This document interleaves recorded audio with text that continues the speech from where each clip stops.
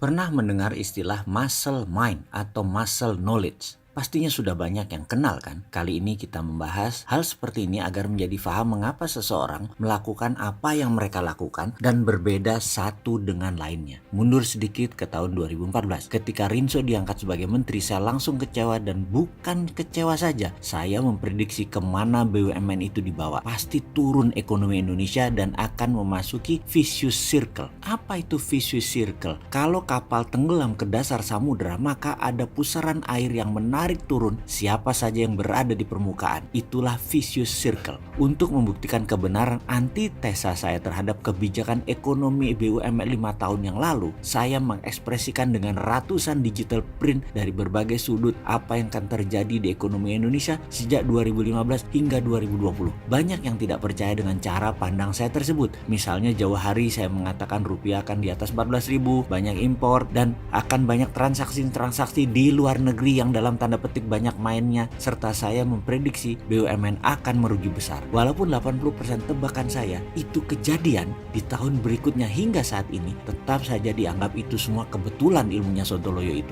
Bagi saya, ke depan harusnya BUMN itu diubah, dan sepertinya menek BUMN yang sekarang lebih mendengar suara si Sontoloyo. Intinya, saya ingin Indonesia selamat ekonominya, bukan mau mengkritik brutal tanpa solusi. Kita bicara sekarang bidang ekonomi global. Saya ini percaya bahwa sesungguhnya G20 atau negara 20 besar dunia yang selalu menjadi acuan dunia untuk perekonomian sebenarnya sudah tidak ada. Yang ada hanyalah G2, bukan G20.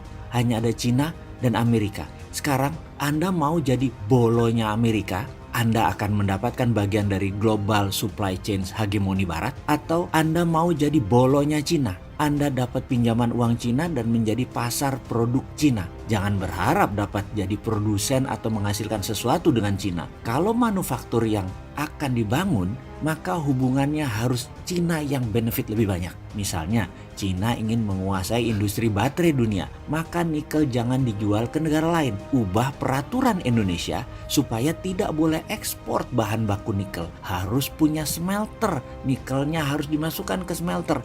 Dan itulah Cina diuntungkan karena smelter yang ada di Indonesia semuanya milik Cina dan milik seorang pejabat penguasa saat ini.